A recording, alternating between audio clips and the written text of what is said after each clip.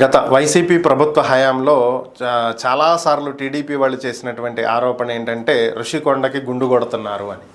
So ఇక్కడ గతంలో AP tourism development corporation APTDC so వీళ్ళకి సంబంధించినటువంటి హరిత రిసార్ట్స్ అనేవి ఉండేవి.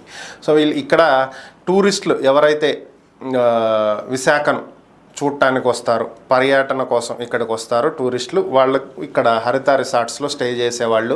దాని ద్వారా ఏపీ టూరిజం డెవలప్మెంట్కి సంవత్సరానికి 8 కోట్ల రూపాయల ఆదాయం వచ్చేది. సో ఈ రిసార్ట్స్ని డిమాలిష్ చేశారు, పడగొట్టేసేశారు.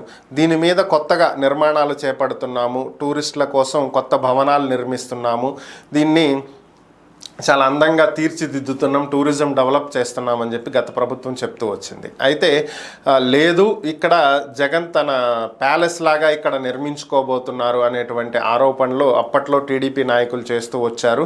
అసలు ఇక్కడ ఋషికొండ మీద ఏం జరుగుతుంది అనేటువంటి అంశాన్ని కూడా బయటకు తెలియనివ్వకుండా ప్రభుత్వం అప్పట్లో చాలా జాగ్రత్త పడింది. 9 అడుగులు 10 అడుగులు పైన బారికేడ్లు పెట్టి లోపల ఏం జరుగుతుంది, ఏం కడుతున్నారు, అసలు ఏంటి అనేది కూడా ఎవరికి తెలియనివ్వలేదు. ఈవెన్ అప్పటి ప్రతిపక్ష నేత చంద్రబాబు నాయుడిని, అలాగే జనసేన అధినేత పవన్ కళ్యాణ్ అండ్ అలాంటి పెద్ద వ్యక్తులను కూడా అక్కడికి వెళ్ళనివ్వనటువంటి పరిస్థితి. ఈవెన్ ఒకసారి పవన్ కళ్యాణ్ ఋషికొండను సందర్శించే ప్రయత్నం కూడా చేశారు వారాహి విజయయాత్ర సందర్భంగా. సో అప్పుడు ఆయనకు ఒక్కడికే అనుమతిస్తామని, అది కూడా ఒక్క కారే వెళ్లాల్సి ఉంటుందని కూడా పోలీసులు చెప్పటం. సో కానీ భారీ సంఖ్యలో కార్యకర్తలు అక్కడికి తరలి రావటం, అక్కడ కొంత ఉద్విగ్న పరిస్థితి నెలకొనటం, ఈ పరిస్థితులన్నీ మనం చూసాం. అయితే నిన్న అక్కడ గంటా శ్రీనివాసరావు గారు ప్రభుత్వం తరపున ప్రస్తుతం భీమిలి ఎమ్మెల్యే గంటా శ్రీనివాసరావు గారు ఈ ఋషికొండను సందర్శించడం జరిగింది. ఆయనతో పాటు ఆయన అధికారులను, మీడియాను కూడా తీసుకువెళ్ళారు. ఓవరాల్గా ఋషికొండ మీద ప్యాలెస్ నిర్మించారు జగన్ ఉండటం కోసం. ఒకవేళ నెక్స్ట్ ప్రభుత్వంలో మళ్ళీ గెలిచినట్లయితే, 2024 ఎన్నికల్లో గెలిచినట్లయితే మరలా సీఎంగా విశాఖ నుంచే పరిపాలన చేస్తాను అంటూ చెప్తూ వస్తున్నటువంటి జగన్మోహన్ రెడ్డి తన కుటుంబంతో పాటు ఇక్కడ ఉండటం కోసం ఒక ప్యాలెస్ని నిర్మించడం జరిగిందని, ఇక్కడ టూరిజం డెవలప్మెంట్ కోసం రిసార్ట్స్ నిర్మిస్తున్నామని చెప్పిన మాట అబద్ధమని, ఇది సీఎం క్యాంపు కార్యాలయంగా, ఆయన నివాసంగా దీన్ని తీర్చిదిద్దటం జరిగిందని, కొన్ని భవనాలు ఉన్నమాట వాస్తవమే. ఈ టూరిజంకి సంబంధించినటువంటి ఈ బ్లాకులతో పాటుగా ప్రత్యేకంగా ఒక ఇంటిని మాత్రం నిర్మించారు, ఇక్కడ ఒక బిల్డింగ్ని నిర్మించారు.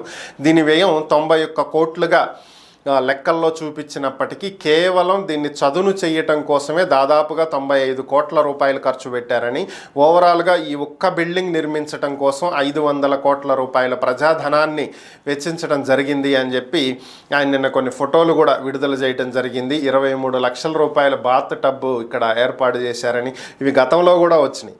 సేమ్ ఇంత అమౌంట్ దీనికి అయింది, అంత అమౌంట్ దానికి, టైల్స్ ఇంత పెట్టేశారు, మార్బుల్ అంత పెట్టేశారు, కమ్మోడికి ఇంత ఖర్చు పెట్టారని చెప్పి రకరకాల వార్తలు అయితే వచ్చినాయి.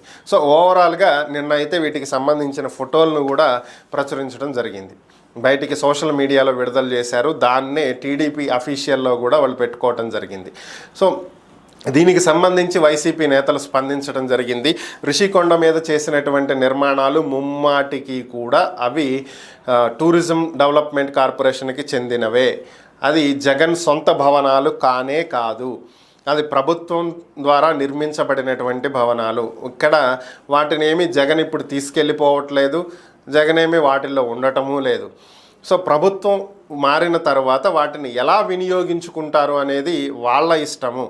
అవి ప్రభుత్వ అవసరాల కోసం నిబంధనల మేరకే మేము నిర్మించడం జరిగింది, కావాలని చెప్పి దీన్ని రాద్ధాంతం చేయటం టీడీపీ పైత్యం తప్పితే దీంట్లో ఇంకేం కనిపించట్లేదు.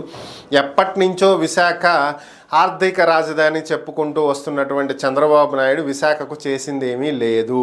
మేము మాత్రం ఈ భవనాలు నిర్మించింది ఎందుకు అంటే విశాఖను డెవలప్ చేసే దాంట్లో భాగంగానే ఈ భవనాలు నిర్మించడం జరిగింది.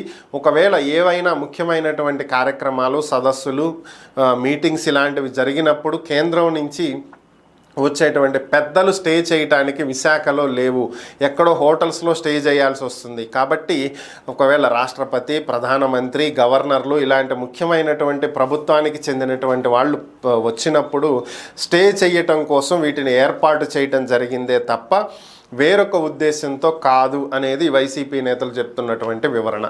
మరి ఓవరాల్గా దీంట్లో ఉన్నటువంటి పరిస్థితులు ఏంటి? ఇది నిజంగా జగన్మోహన్ రెడ్డి అక్కడ ఉండటం కోసం ఏర్పాటు చేసుకున్నటువంటి భవనమా, ప్రజాధనంతో ఆయన విలాసవంతంగా జీవించటానికి ఏర్పాటు చేసుకున్న భవనమా, లేదా ప్రభుత్వ అవసరాల కోసం ప్రభుత్వానికి చెందినటువంటి వ్యక్తులు, పెద్ద వ్యక్తులు వచ్చినప్పుడు స్టే చేయటం కోసం ఏర్పాటు చేయించినటువంటి భవనాల?